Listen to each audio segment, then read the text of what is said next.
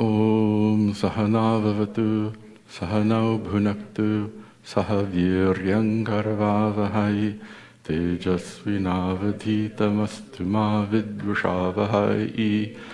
Om Shanti Shanti Shanti. I see a few people have left. They may have they need to get to work on Monday, they need to catch a flight, or have a long drive, so that's understandable. I think these classes will be available, Sahadev will make them available on a small USB drive, or I think they're available on YouTube. And for anybody who might be watching the streaming, after this class, we'll be giving out booklets. And what I'll be passing out is a booklet based on some talks I gave in a temple in Chennai a number of years ago called Seeking Resolution, the Resolution of Seeking. And we won't be able to send it to you digitally, I don't think through YouTube, but it's available on the website, not the Arsha Vidya website, but the Arsha Drishti website, which is challenging to find if you don't know how to spell that, right? So there are a number of URLs that end up at the same place, and you can find the PDF there. Visionofthesages.org, Advayatmananda.org, but the easiest one to remember is not2.1. So instead of .org or .com or .edu, there's a .1. So it's NOTTWO.ONE. And you'll see front and center, you can download the PDF of the book that I'll be giving out today. Shloka, it's warm in here. I hope I'll try to make this exciting so we all don't fall asleep. If I doze off, then you know we're in real trouble. So, the fifth verse. Matto nanyat kinchidatrasti vishwam matto jnanat kinchidatrasti vishwam satyam bahyam vastu mayopakliptam satyam bahyam vastu mayopakliptam adarshantar bhasamanasya tulyam Adarshantar bhasamanasya tulyam mayadvaite bhati tasmachivoham mayadvaite bhati tasmachivoham. Very good. So we finished the first three padas, quarters of this verse. And the third pada, the third line is Adarsha antar bhasamanasya tulyam. Tulyam governs the Shashti, so like a reflection in a mirror. And so we have two things. We have Drishtanta and the Darshtanta. The Drishtanta is the illustration. The Darshtanta is the thing that's being illustrated. Because they enjoy some samanya dharmas. They enjoy some common attributes, right? And I should have said this at the beginning. But when we give a drishtanta, an example, the listener should look through the drishtanta to the darshtanta. Like when I'm talking about the wave, I'm not teaching you how to surf. You should say, oh, that's the jiva. That's who I take myself to be. And when I say the truth of the wave is water, or wa'a, you say, oh, the truth of me is atma. The truth of the ocean is water. The truth of jiva is Brahman, right? I once had a conversation with somebody who was studying with Pujya Swamiji, and she said, I'm so tired of hearing about clay pots, right? Because usually the Shankaracharya will say ghatavat, like a clay pot. Instead, so I use the example a cloth shirt. Traditionally, they more traditionally use the example of a clay pot. But when we talk about clay pots, or cloth shirts, we're not trying to make kumbhakaras. We're not trying to make ghatakas out of you, pot makers. You need to see through that into what is being illustrated through that. She kind of lost the thread. We don't care about clay pots. We want for you to understand realities. What is mithya and what is satyam? Okay. So they're using another example here, which we talked about the drishtanta, the reflection in the mirror. And this is introduced in the very first verse of the Sri Dakshinamurti Stotra. Pujya Swamiji taught this text all the time. And we have Sri Dakshinamurti here as the Murti here. Beautiful. Vishwan darpana drishyamana nagari tulyan nijantarkatam. Vishwan darpana drishyamana nagari tulyan. Like a city being, this universe is like a city being reflected in the mirror. Exactly the same. And so we went through the drishtanta at the end of last class. I think if Shankaracharya were here, he would easily pick up the drishtanta of a movie screen and the movie being projected on it. And it's maybe a little bit more accessible to us. So we'll see if I can, in real time, translate that into the drishtanta here. So in the fourth line it says, Maya Advaite, in me, the non-dual me, this Vishwam, you have to bring Vishwam down, this Vishwam Bhati, this universe appears in me, the non-dual self, like images appear in a mirror, or like the images appear on a screen. Tasmat, you see the funny sandhi there, tasmat chivoham, right? Sanskrit, what are you going to do? Tasmat shivaha aham, therefore I am Shiva.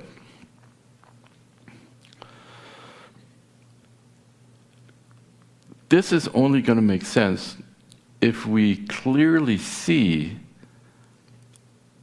the result of the process of the second verse that we took, which is the first verse here, neti neti, right? If your ahankara, if your I notion lands on the deha or the mind, on the body or the mind, more vichara is needed. One of the primary notions we have to address is dehatma buddhi. The buddhi, the notion that atma is the buddhi, the stula, the atma is the deha, the stula deha and the sukshma deha. If you take yourself to be the body, the mind, the emotions, the pranas, etc., you've still misplaced yourself. And the Mahavakya Tattvamasi will make no sense. So this example here is, the Darshtanta is, it's sort of postgraduate level work here. It's to remove the notion that I'm a pocket of awareness walking through an inert creation. That's how we feel. And that's not true at all. But once the ahankara doesn't land on the upadhi anymore, then there's some clarity and this transition into saying that everything here is Brahman, I am Brahman, there's nothing here but me. Like the wave, once it has extricated its identity from the wave form, can clearly say, I am water, and my wave form and the attributes thereof are merely incidental to me, right? Then it can say, I am the ocean, by which it means, well, my wave form is part and parcel of the ocean form, the vyashti upadhi is part and parcel of the samashti upadhi, the microcosm is part and parcel of the macrocosm. But the truth of both of us is water, right? And so until that identity extrication is done from the karya karana sagata, from this body mind sense complex, from my costume, you will be hard pressed to say this meaningfully. So again, the images is of the what is the nature of the image projected on the screen? The image is fleeting, right? They're always changing.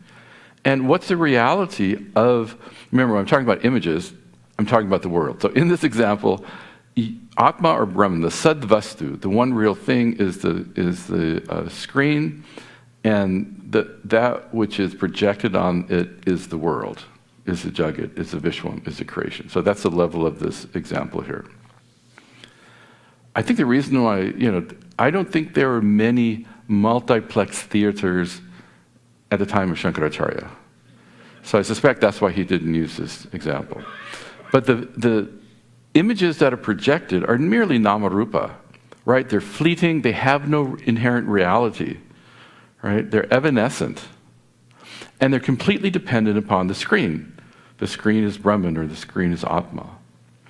So what is the nature of the screen vis-a-vis the projection?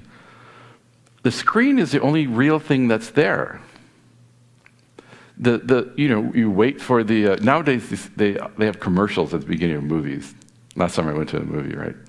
Back in the day, back in my day, they didn't have advertisements, right?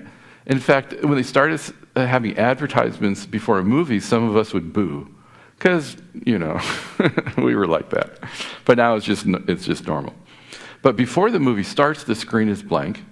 Once the movie starts, there's all this kaleidoscopic, colorful action going on. You're the car chase.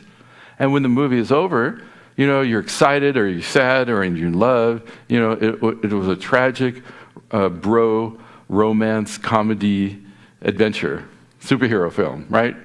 That kind of sort of like a Hindi movie, right? There's everything in a Hindi movie. A little bit of dance, a little bit of pathos, everything.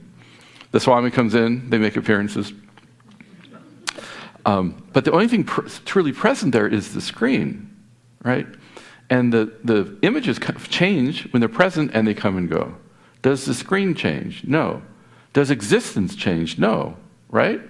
We say, shirt asti, cloth asti. Asti means is. Shirt asti, cloth asti. Thread asti, cotton fiber.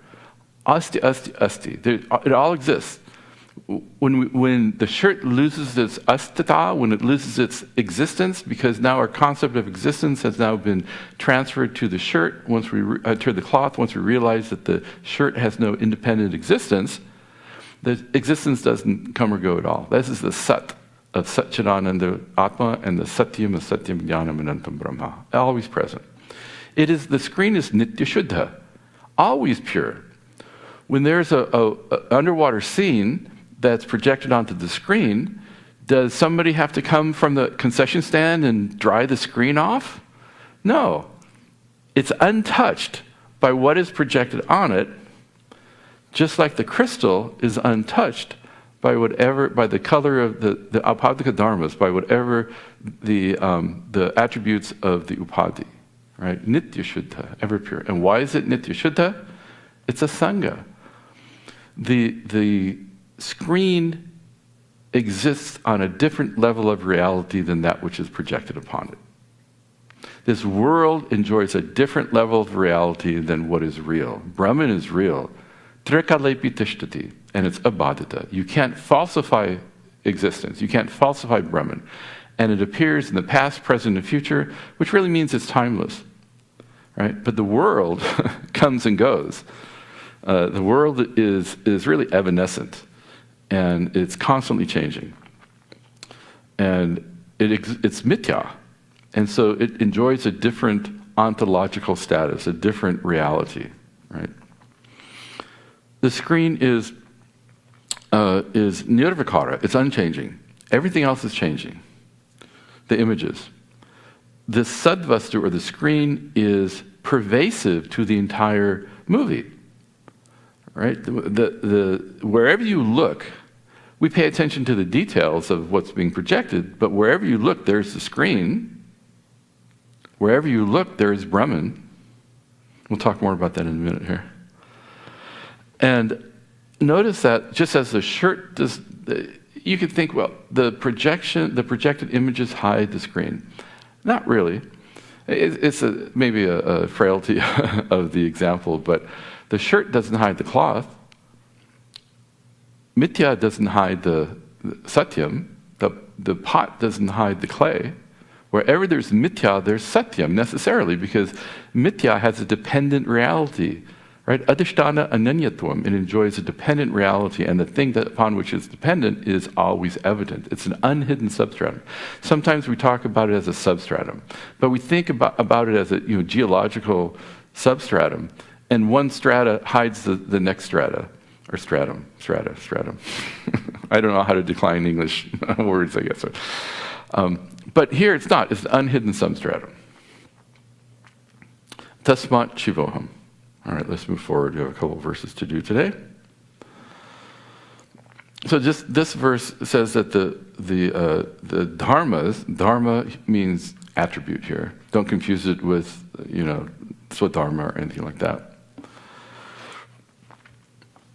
So the dharmas of the upadhi are not me. So he's kind of bringing it home. He's summarizing it. Naham jato na pravriddho na nashtaha. Naham jato na pravriddho na nashtaha. Dehasyoktav prakrita sarvadharmaha. Dehasyoktav prakrita sarvadharmaha kartrittvadischinmayasyasti naham kartrittvadischinmayasyasti naham Karasyaiva hyatmano me shivoham Karasyaiva hyatmano me shivoham. Now, yeah, so when I chanted it this way, it sounded like I hit a wrong note. Because there's one word that straddles the padas. So we've been saying naham, naham, I am not the Simonist. And usually what I do, I try to break it up, but then it's too long. I usually when a word straddles the pada, our way of chanting is that at each quarter we resolve the sandhi and we take each pada, each quarter, as a discrete unit. But when a word straddles, starts in one pada, ends in the other, like when we chant Gita, we often chant both of those together. I didn't do that right now because it's difficult to chant, and it sounded like, oh, I hit a wrong note. Right? Because let's do the padacheda. It is na aham jataha, na pravriddhaha, na nashtaha, dehasya uktaha prakritaha, sarvadharmaha, kartritva adihi, chinmayasya, asti, na ahankarasya. So you see the hyphen there? It's actually na ahankarasya. It's not aham karasya, it's na ahankarasya. Eva hi atmanaha me shivaha aham. So, na aham. So to use a Californianism, if you can get your head around this statement, you are well on your way to moksha. The statement is, na jayate mriyate va kadachita. You say, Atma never dies. Why does Atma never die? Why do you never die? Because you were never born. If you can get your head, again, I think it's just a Californianism, if you can get your head around that statement, I was never born, the whole teaching is really in there, right? But it takes some time to understand why we'd say that. But what he's saying here, he's referring to jataha, vriddhaha, nashtaha. He's talking about the shadbhava vikaras. So these are the 6 modifications that any living being undergoes. Jayate, a critter, one critter, you are a critter. Jayate, born. Asti, exists in some limited form. Vardhate, grows. Viparinamate, transforms. Apakshiyate, diminishes, right, declines.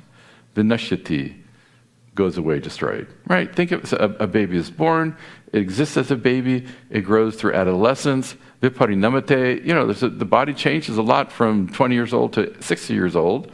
There's transformations. Apakshiyate, it starts to decline. The karmendriyas and jnanendriyas tend to lose their shakti, their power in time. And then vinashyati, the body gets burnt on the funeral pyre. So, I was not born, I do not grow, I do not undergo any change. What undergoes change and dies? The body. Dehasya uktaha prakritaha sarvadharmaha. Sarvadharmaha, all of these attributes that belong to the unatma, which were uktaha, which are spoken of, which were just described, dehasya, belong to the body. So there's no verb to possess in Sanskrit. There's various ways to show possession. One of them is the shashti vibhakti, it belongs to the body. So sarva dharmaha dehasya, they all belong to the body, and they're all prakritaha. They're all born of prakriti. What is prakriti? It's maya. Remember we talked about maya. Another term for that, especially used in the Gita, is prakriti. So all these, remember we said maya is trigunatmaka. It has these 3 gunas. And so, for example, the tamasika amsha, the tamas aspect of maya, is responsible for physical things. And so it's responsible for the physical world. And what is this physical body? It's just another physical thing in the physical world, right? And so the world is born of maya, and this this body is part of the physical world, so it is that which evolves from Maya. And so that is said by the word prakrita. Kartritva adi ahankarasya eva hi. Kartritva means doership, etc. So this means what? Kartritva and bhoktritva.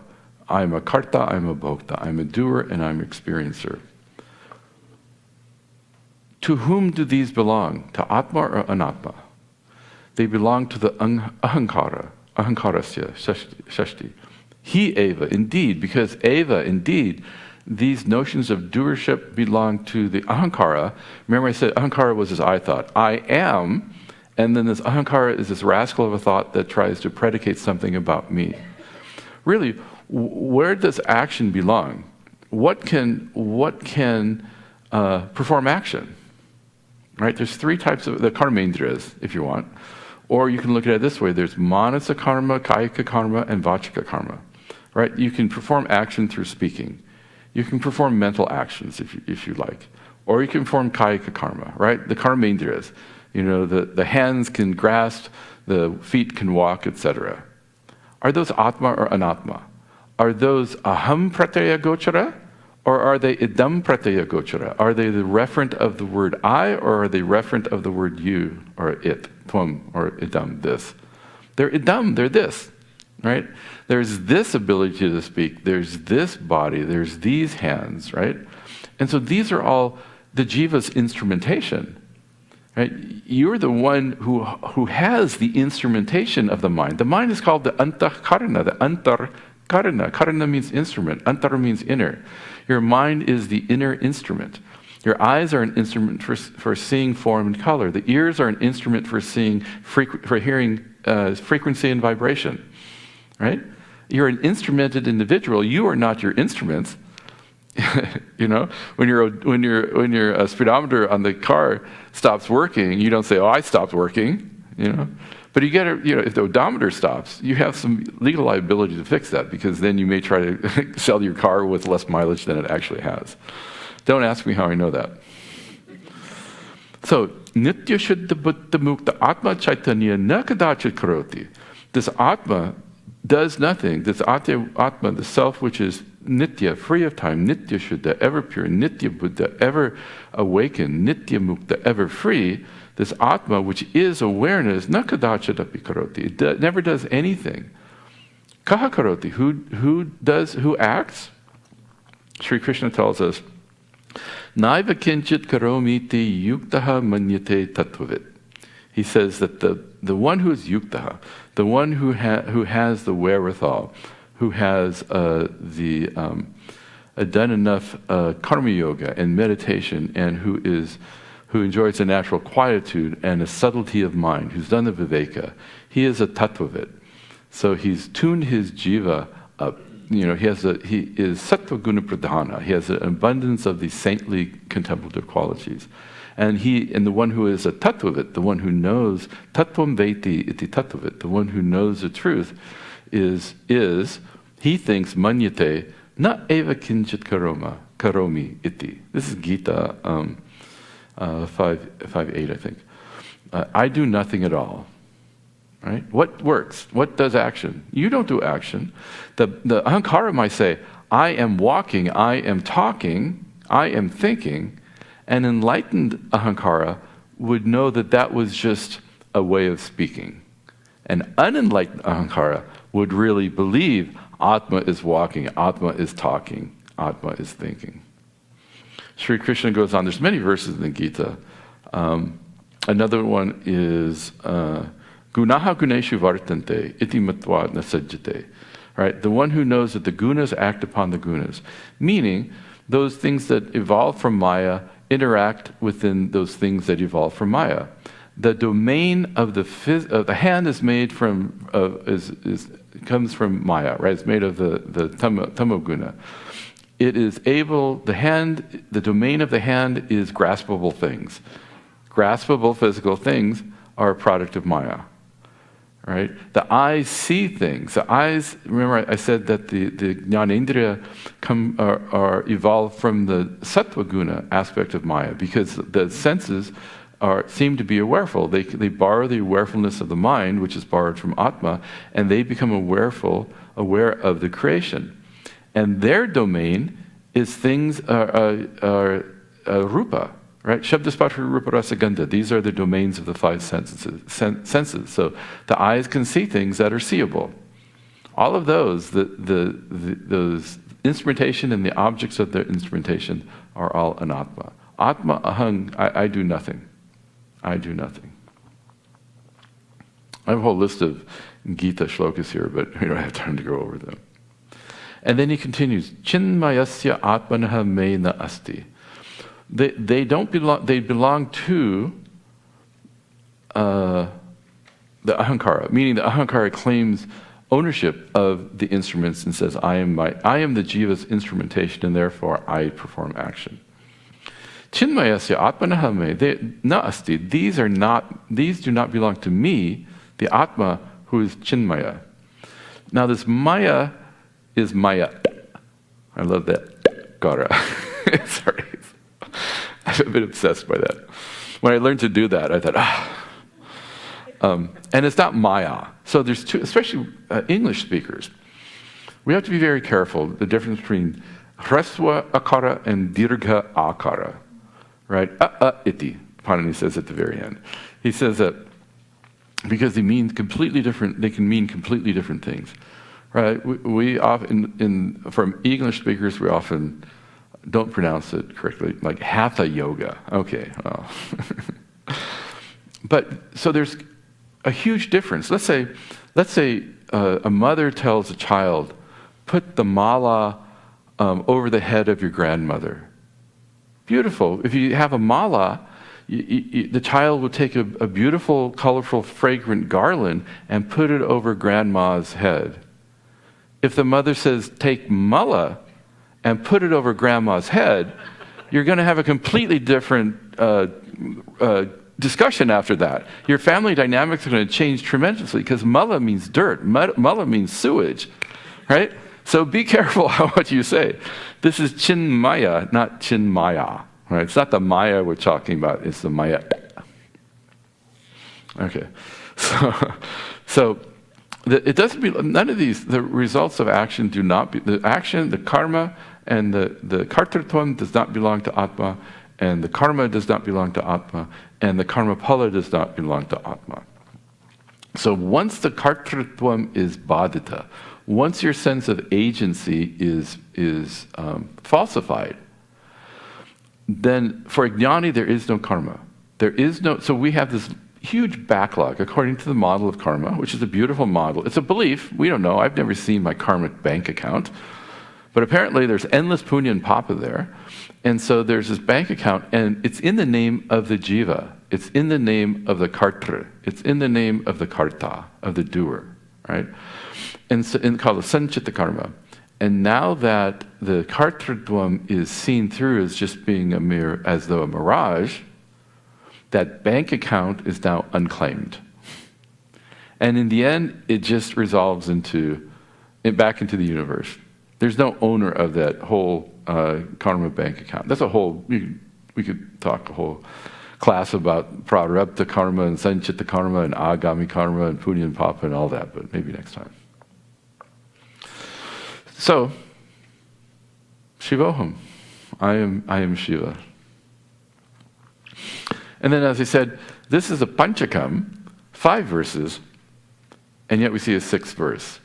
So this is like I said, the baker's dozen. All right, buy 5, get 1 free. So let's chant this. Nahan jato janma mrityu kuto me. Naham jato janma mrityu kuto me. Naham pranaha kshit pipase kuto me. Naham pranaha kshit pipase kuto me. Naham chittam shoka mohau kuto me. Naham chittam shoka mohau kuto me. Naham karta bandha moksha kuto me. Naham karta bandha moksha kuto me. Now, did you notice I chanted something in a curious form? Did you hear what I did? I said, Naham pranaha kshut pipase. You know, this Visarga. So in the Devanagari, so let me ask you here. How many languages are presented right now on that screen? One language. The top language is Sanskrit, Samskritam. The bottom is Sanskrit. Many people say, "Oh, that's English. We have it in Sanskrit and we have it in English." I don't know any English-speaking person who would read Naham pranaha kshut pipase kutome and it would make any sense. It's not English. It's Sanskrit. The first is written, I'm going to die on this hill. I keep telling my students, and eventually some of them correct themselves. The first, there's nothing special about Devanagari. Devanagari is used for Hindi too. And you should read some of the things that people write in Hindi, right? There's nothing sacred about Devanagari. In fact, Sanskrit was first never written down, and an older script is Brahmi, which has nothing to do with Devanagari. So the first thing is it's Sanskrit in Devanagari script. The second is Sanskrit in either Latin or Roman script. Okay, so beware.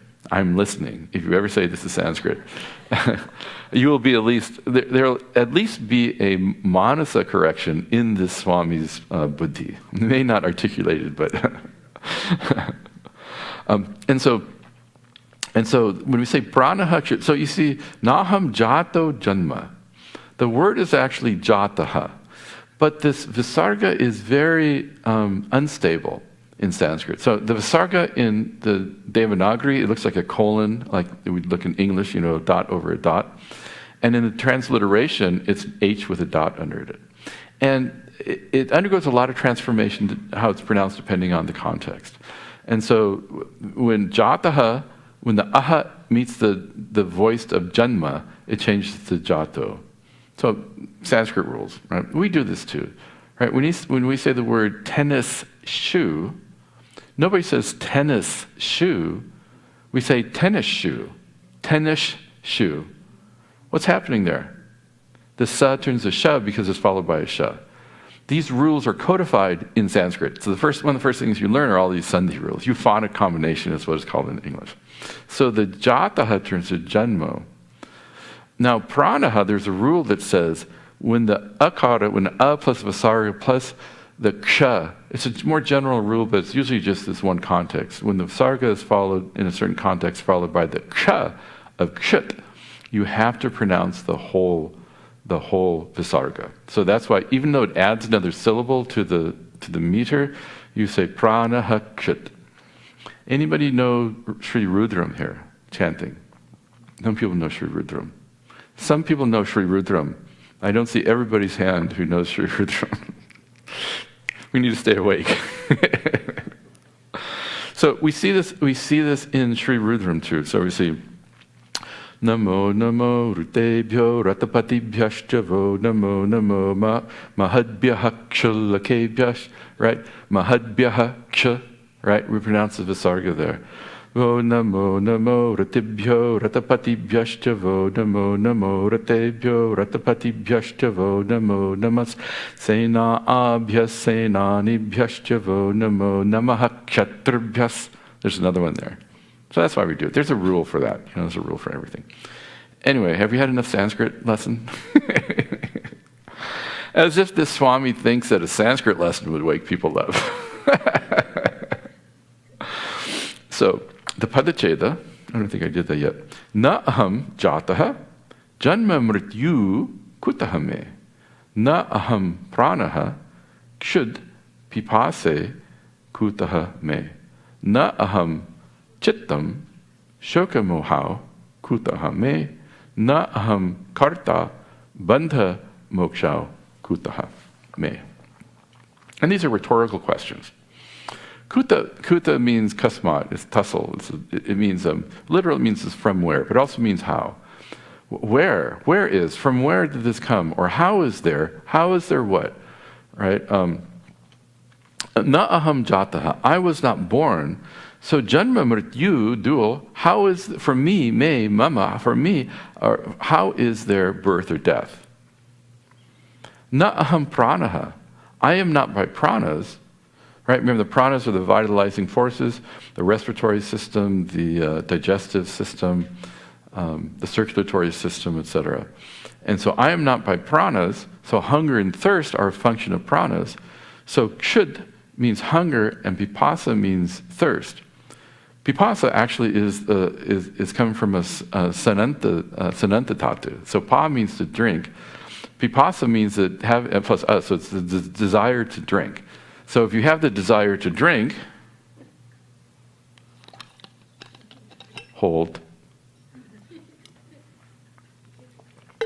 then you have thirst. And so if I'm not by pranas, I am not inherently thirsty or hungry. As a jnani may say, oh, I'm thirsty, but that's just a way of speaking, right? You know that you are not hungry and thirsty. Pujya Swamiji gives this story of he was riding in a car train with somebody, and he was riding with a couple, and the man kept saying, oh, I'm so thirsty, I'm so thirsty, I'm so thirsty, I'm so thirsty. And finally his wife fetches him some water, and then the rest of the train ride he was saying, I was so thirsty, I was so thirsty, I was so thirsty, right? There's a serious adhyasa problem there, a serious superimposition problem. But naham pranaha, so where is thirst and hunger for me? Na aham chittam, I am not my mind. Shokabohau kutaha, how is there any sorrow or confusion for me, delusion? Right? I can accommodate the changing emotions. I talked about this imagery of the butterfly on my hand. Usually I talk about that in the context of grief. Right? Grief seems to be a natural human phenomenon, even for jnanis, right? It's natural. When you lose somebody who's close to you, it's natural to have this grieving process. And the grieving process has its own wisdom and takes its own time. And so we don't want to grab onto that grief and say, shoka. Yeah, I mean, you can cry, it's very cathartic. And we don't want to push it away. We can address it like a butterfly in the palm of your hand, right? It's going to come in its own accord. When you can see it, you can see just how exquisite that grief is, right? You don't have to revel in it, but you can see it. And then if you don't hold on to it, it'll go. And then in time it'll come again, and it'll go. In time it'll come again, it'll go. And then the frequency, duration, and intensity will slowly diminish, right? And you're just left with love for your mother or your kitty cat. Na aham karta bandha moksha kutaha me. I am not the doer, so how can there be bondage of liver or liberation for me?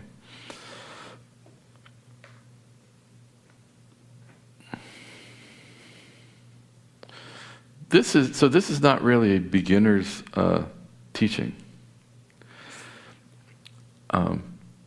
If there's no bandha, why is there moksha?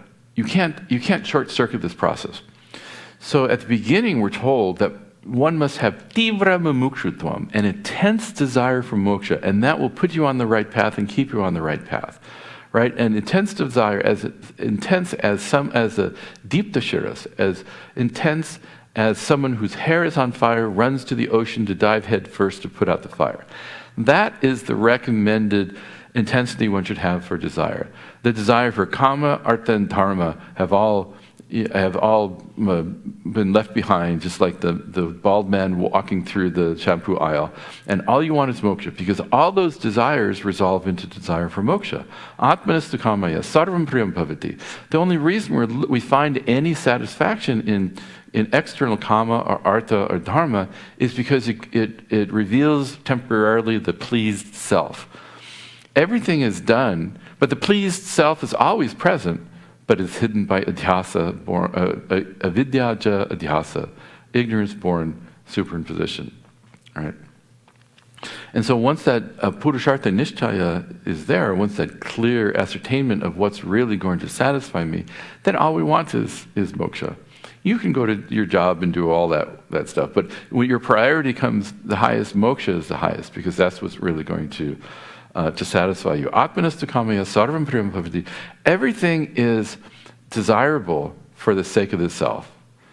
We're all seeking the beloved, and you are the beloved. Right? You are the most beloved. Or you could say we're all seeking God. It's all different ways, different sorts of language to say the same thing. In every pursuit, we're seeking our Ananda Swarupa. We're seeking the source of all joy and love. And that is your true nature. We're just looking for it in the wrong places. So what do you mean there's no bandha? You are nitya mukta. Shankaracharya, I once looked at this, because in the Sringeri website you can search the Shastra for Nitya Shuddha Buddha Mukta Swabhava. And Shankara uses this at least a dozen times in his commentaries. And one of the phrases is, Nitya Mukta, you are always free. So if you are always free, why do we say you need to have a desire for freedom? Because we don't know it. Until you know it, there's bandha and there's moksha, there's bondage and there's liberation. And once you know it, it's a different story. So there's a story of a man taking his two sons, and they're bringing a couple of their cows with them on a journey. And overnight they need to stay on a plain, a field with no trees, and so they have no place to tie the horses up. When they were home, tied the cows up. They would tie the cows up at night so they wouldn't wander off. But there's no place to tie the cows up. And so the boys came to their father and said, what are we going to do? These cows are going to wander off in the middle of the night. And the father says, well, what do you do at home? And the boys say, well, we tie them up. And he says, well, why don't you pretend to tie them up? Take an invisible rope and tie them. And so they do that. And they all go to sleep, and they wake up, and the cows are just where they left them. Amazing. And so they take their stick and they try to move them, and the cows won't budge. And then they go back to Dad, and they say, Dad, these cows are not moving. We can't get them on their way. And the father asks, did you remember to untie them? That's our predicament. Our bondage is not real, but we have to behave as though it is until we understand that it is not true. Right? You can't short-circuit the situation. You can't say, oh, there's no bondage, therefore no moksha, so I'm going to go hang out at the bar. That's not advisable. Right? It has to be your living reality. And then you're free enough to say there's no bondage. So this is a very contemplative verse. All of these verses are very contemplative.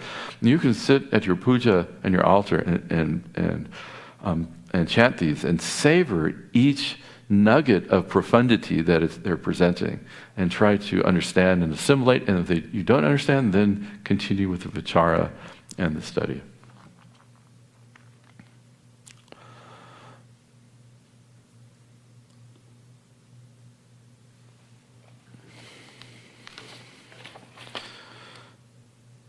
So nahankarta bandha moksha, because bondage belongs to the karta. And one way to look at it is that all adrishtapalak, punya and papa, belongs to the karta, the agent, and the agent is falsified, as I said before, and so all the sanchita karma of the jnani disappears.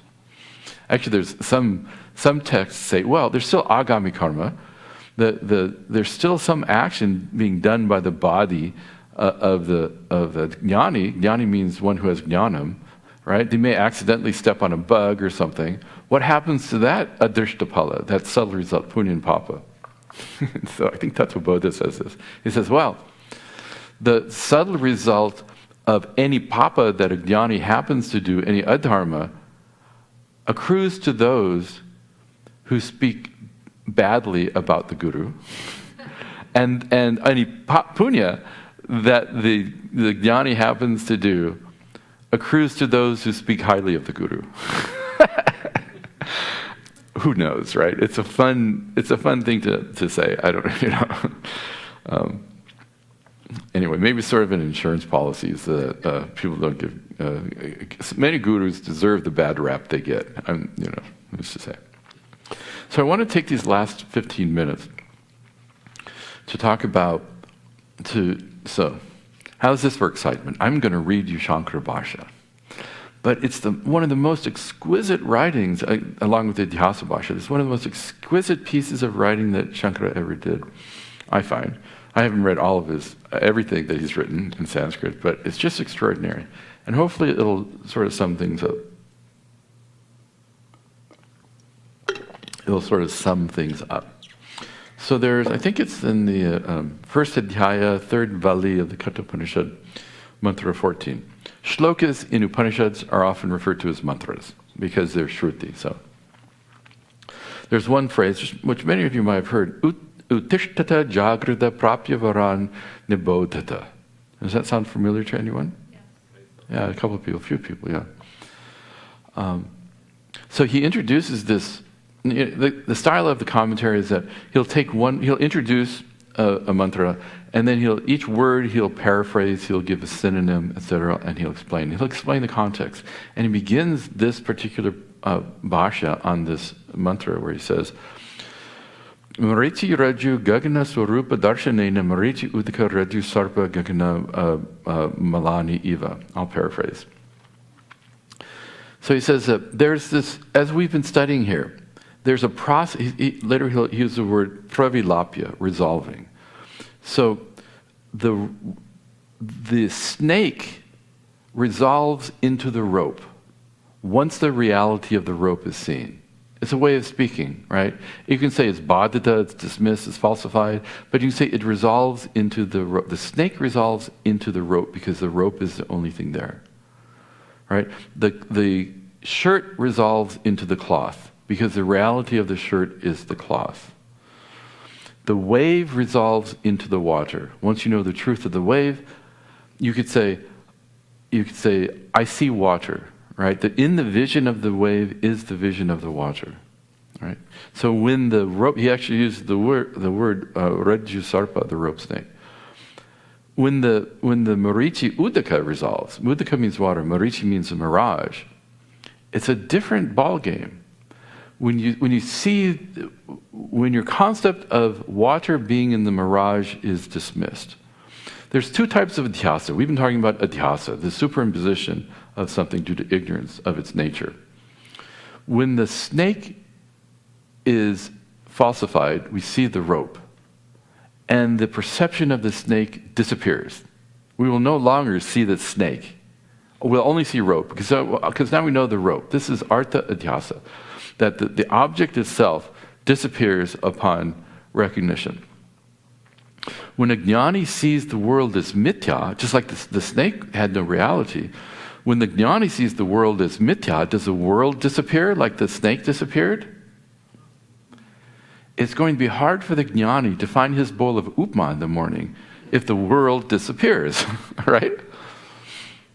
It's not like that. It's like the mirage. So I see shimmering on the horizon, and if I'm ignorant and I'm thirsty, I will go after that mirage because I've concluded that there's water there. Once I'm informed that there's no water there, the phenomenon of the shimmering mirage does not go away. It's still perceived, right? But now the person knows there's no water. So the experience remains the same, but his experience is now informed by his knowledge, right? So like if you put a pencil in a glass of water, the pencil appears to be bent, right? And maybe you have a thing of all of your pencils in your life need to be straight. And then you come across your child and put a pencil, if people still use pencils, I don't know. Put a pencil in a glass of water and you say, oh no, the pencil is bent.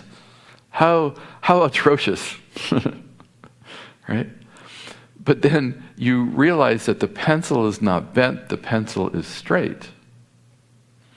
Now, are your eyes giving you incorrect information? No. Your eyes are reporting correct information in regard to the phenomenon of the refraction of the light, the light photons or waves or however you want to think about it, act differently in the light than the water, and because the light is coming through the water, the refraction is different, and so you see a bent pencil. So the eyes are reporting accurately the information, And that information is what you experience. But now that you know that there's not a bent pencil, you can say, even in the presence of the experience of the bent pencil, I see the straight pencil. When someone who knows that all waterlogged bent pencil appearances are really straight pencils, they can look at the glass with the pencil and say, I see a straight pencil there. The experience is still present, but the conclusion is different. And your knowledge informs your experience, and it radically changes your experience. Right? Moksha is not a new experience. It's recognizing the reality of the current experience. So if I was thirsty and I would be going to see the mirage, and I was thirsty, I would be crawling through the desert for that mirage water, but that mirage was always receding into the horizon. Once you realize that there's no water there, your relationship with that mirage is completely going to change, and your action is completely going to change. If you have bent pencil phobia, and now you recognize that the pencil is not bent, your entire pencil world changes. You're at peace with the perception of bent pencils because you understand that the pencil is not bent. When you recognize that this world is mithya, it's like a screen projected, it's like an image projected on the screen. Or it's like the water, which is a wave which is just a form of the water. A jnani can say, I see Brahman everywhere. I see this one non-dual reality, even though the experience is of duality. So knowledge informs the experience. The experience is one multiplicity. How many chairs are there, let alone people here, let alone molecules? My goodness, it's countless. How many stars? But even in the experience of multiplicity or duality, a jnani sees non-duality, just like someone who sees the truth of the mirage, sees the truth of the situation. The one who sees the bent pencil knows his knowledge informs his experience, and his experience is radically transformed due to that. And so Shankara continues. He also uses this example of dirt in the sky, right? The space does not get dirty if there's a dust storm. Space accommodates dust. It's untouched. It's a sangha. So that's a whole other drishtanta that's given. So we have this artha jnana, and this is called jnana adhyasa. Artha adhyasa is when the snake disappears. Jnana adhyasa is based on the conclusion. The conclusion that there's a bent pencil there disappears, but the perception still remains. And so this is still his introduction to this piece. He says, Purushe atmani sarvam pravilapya. So too, this entire creation is resolved into Atma, is resolved into Brahman. It's like resolving the shirt into the cloth, resolving nama rupa into its adhisthana, resolving mithya into satyam, resolving the waveform into the water, resolving the lupta dashamo naraha, resolving the missing 10th man into the ever-present 10th man. Right? The conclusion that there is a missing 10th man, that conclusion resolves by understanding that the 10th man was never gone. So you can say that the missing 10th man resolves into the ever-present 10th man. Swatma yatatmya jnanena, and so too through knowledge, through jnana of the yatatmya, it's a beautiful word, but the asness, the actual reality of the atma, of one's own self. So jnanena eva moksha. Moksha is only through knowledge. That's it. Everything else you do prepares you for that. All right, we talked about dhyana and bhakti and karma yoga and all that. He says, when that happens, when you gain knowledge through this atma and atma vichara, eva swastaha prashantaha kritakrityaha bhavati. By this knowledge, one becomes swastaha, atmani tishtaha, established in one's own true nature. One becomes prashantaha. One gains absolute peace. How can you say that one gains absolute peace through atmajnana? The truth of the self is just Shuddha Chaitanya, pure awareness. And Awareness is absolutely still. There are no ripples in awareness. When a bird flies through the sky, it may leave ripples in the air. Does the bird flying through the sky leave any ripples in akasha, in space? No. No thought leaves a ripple in awareness. A thought may leave a trail, a contrail in your mind, right? An emotion may linger for a while. But Atma is utterly still, so you gain this utter stillness, this utter peace. And so you can bring this into meditation, shantoham, right? And one becomes, by knowing this, a krita kritya, the one by whom all krityas have been krita. Kri means to do krinch karnes, right? Kritya is stuff to do. It means karya. You know, how do you say office in Hindi? Karyalaya. The abode of karya. Karya means the stuff that you need to do, right? The stuff that's on your to-do list. So to kritya. So the one whose kritya is krita is done. Accomplished everything. Everything you were seeking in artha, kama, and dharma has been fulfilled. Because you know your truth, and the security and pleasure and joy you were seeking out in the world, you know to be your swarupa, your who you are right now. And all the fear is gone. There's no snake there's just a rope. And it's very interesting. Sri Krishna starts his teaching in verse 11, chapter 2 of the Bhagavad Gita, right? And, Ashochanam Vashochastvam.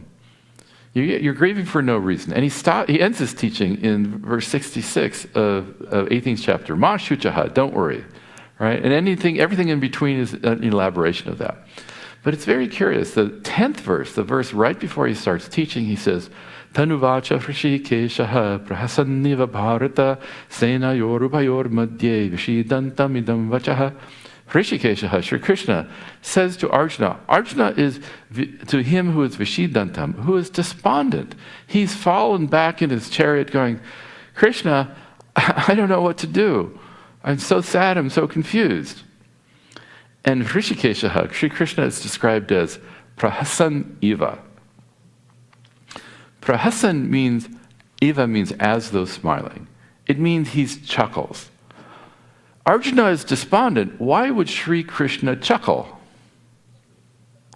Why would the sadhu, the Swami, who saw all of the people in the Shanti trail looking for the 10th man, as we talked about in the first class, the Swami who saw the predicament, why would he chuckle before he had you line up all the other people, point them out, uno, dos, tres, cuatro, cinco, seis, siete, ocho, nueve, tvam dashaha naraha, right? You are the 10th, dashamo naraha, you are the 10th man. Why would he chuckle? Because he saw there was no problem. And once the 10th man recognized that he was the 10th man, what's he going to do? I am enlightened. I know the meaning of everything. No, he's going to bang himself on the head and say, well, of course. What was I thinking? And so I always think that I translate the word chuckle, prahasan, as though laughing, right? Because he knows this is the first time Arjuna's asked him to teach him, first of all. I said, so finally, Arjuna, I've been with you for so long, and finally you're asking me to teach you. But he also knows that the bandha and the moksha, the bandha that Arjuna is experiencing, the shoka, and the moksha that Sri Krishna is going to give Arjuna, is all part of lila. It's all part of the dance, right? It's all part of the drama of life, right? He knows there's no bandha and therefore there's no moksha, right? But we always take provisional perspectives. The Shruti takes provisional perspectives, and so we'll see in this next line that Shruti, right? Shru plus gatin, stri, it's a feminine word, is like Shankara says, matravat, is as compassionate like a mother, and so the Shruti starts where you are. You think you're sorrowful and are samsari? Okay, let's start there. Puja Swamiji would sometimes get up to speak at a public talk, and he'd look at everybody. And maybe he's trying to connect with people, but he's also been asked, why do you do that? He said, I have to remember what samsara is like so I can help remove that for the people who are listening, right? And so we start where we are. Arjuna thought that there was as though a real reason, and so there needs to be as though a real solution. Okay. And so the Shruti starts from where we are. We think there's two things in this world, me and everything else. I have an epidermal self-identity. I'm inside the skin, in this skin bag of bone and blood and bile, and the world is outside. And through this Atma and Atma Vichara, I realize that's not the case. The aham pratyaya gochara is refined. The referent of the word I first points to this body, and the Adam or Tvam or Adam Pratyaya Vishaya Gochara refers to the world. And once I do Atma and Atma Viveka, I see that the referent of the word I is revealed to be increasingly subtle. Right? I'm not the body, I'm not the senses, ityadi. Until you're just left with Atma Chaitanya. Right? But you start from where we were. This is called what you are. This is called Adhyaropa Apavada. We take a provisional stance, and then once that provisional perspective has done its duty, we remove that provisional perspective. Just like moksha. You are bound. You are samsari. That's the way you feel. Well, then develop tivra mumukshutvam if you want to get rid of that. Your hair is on fire. Run towards the guru so you can put the fire out. And at the end, this is the last class, but at the end, you say, oh, by the way, Atma is nitya mukta. You are always free. It's a praptasya praptihi. Moksha is the acquisition of that which is already gained. But you don't tell a beginning student that because they'll say, I'm already free, like I said, I'll go to the bar. No, okay. And so Shankara continues in his bhashya here. I might go a couple minutes over. Yataha, because of this, ataha, therefore, Shruti anukampaya aha matravat. Shruti, out of anukampaya, out of compassion, is like matravat. It's like a mother going into a teenage son's room, and he's going to be late for school. And she says, get up, wake up. That's what the Shruti says here. It says, hey jantavaha, oh you people who are anadi avidya prasuktaha, who are deep asleep in beginningless ignorance. These are words of the Shruti, of the Kathopanishad. Right? And Shankara says, Tadarshanartham, for the sake of recognizing this reality of who you are, uttishtata, arise, get up. What does arise mean? Shankara says, Atma jnana abhimukaha bhavataha. All right, a second person plural. Turn towards Atma jnanam. Inquire into who you are. Seek a teacher, right? Arise, turn your life towards moksha. Jagrata, wake up. Shankara says, Ajnana nidrayaha kshayam kurita. Put an end to the sleep of ignorance, which is ghora rupayaha sarva anartha bija bhutayaha, which is a horrific cause of all of your horrific problems. You suffer for no reason, right? Katam, how do you do that? The Shruti says, I'm almost done. The Shruti says, prapya varan, approaching a teacher. Shankara says, upagamya, upakristan acharyan tatvidaha. Approach a teacher, eminent teacher who is a tattvavit. Tattvam veti iti tattvavit, the one who knows the truth. And the Shruti says, nibodhita. Shankara translates that as avagachata. Learn, understand. What do you need to understand? Shankara says, tad upadishta sarvantaram atmanam. Know this Atma as is tad upadishtam by the Guru, that is taught, as is taught by the Guru, this Atma which is sarvantaram, which is inside everything and inside everyone. Just like in every waveform, there's water. Just inside every jiva, there's Atma, so to speak, from the perspective of the pot. Right? So understand this Atma, learn about this Atma from the teachers. And what form does this teaching take? What form does this realization take? Shankara says, Aham asmi. I am that Atma. There's no Atma there. There's no transcendent Atma that you need to merge with. It's this Atma right here. So that's why I said, we need to be listening in the first person. When the teacher says, you say, oh, you're talking about me? You were never born. What, me? You're talking about me? Right? Atma. Me? Yeah, I'm talking about you. Wake up. And so the first person listening is like, is so crucial. This teaching has to be taken extraordinarily personally. We're not gathering information. We don't care about some Atma. Some Atma is not suffering. I am the one who suffers, right? I am the one who's going to die. I am the one who finds myself unacceptable, right? And Mother Shruti says, Nahi apekshitavyam iti. This should not be neglected, right? Like a mother knows what's best for you, right? Why? The last statement, he says, Ati sukshma buddhi vishayatvat gneyasya. It's accessible, it's gneya, it's to be known, but you need a sukshma buddhi, you need a subtle intellect. It's within grasp, your grasp, because it's right here, right now. The person who's listening through these ears and the awareful being that's seeing through these eyes, that's the Atma that we need to clearly recognize. And so how do you create this subtle buddhi, this ati sukshma buddhi? Well, we talked a bit about that Thursday night satsang. These practices help. Dhyana, for the sake of gaining chittanaishchalya, japa, right? Karma yoga, for the sake of antakarana shuddhi, to recognize that your life is naturally filled with grace. The more you bring Ishvara into your life, the closer you are to reality, because there's nothing here but Ishvara. And so Ishvaraize your whole entire world, as Pujya Swamiji would say. Everything that comes to you is grace. Choose dharma over adharma, right? And that will give you samatvam. That will give you a relative equanimity. Practice viveka and vairagya, right? And make sure your purushartha nishchaya is clear, that you're really pursuing the right things. All these practices will give you an inner spaciousness. And with this inner spaciousness, you can approach the world with more integrity, because your buddhi will have some say over your manas, right? You can express your values if you have a little inner spaciousness, and some of these practices we talked about will help with that. But finally, how do we gain this knowledge? Pauna punyena shravanam kuryat, by listening again and again and again and again.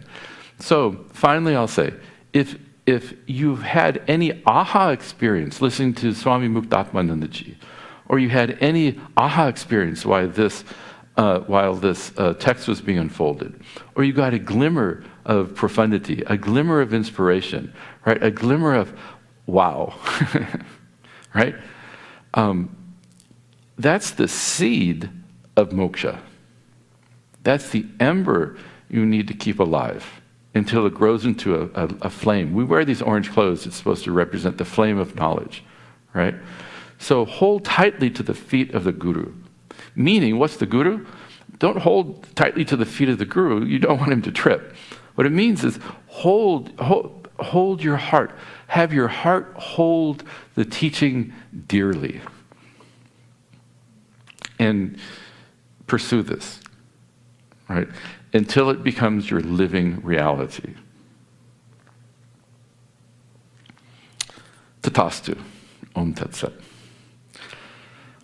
Om Purnamadav Purnamidam Purnat Purnamudachyate Purnasya Purnamadaya Purnameva Vishishyate. Om Shanti Shanti Shanti. Hari Om Shri Guru Pyo Namaha. Hari Om.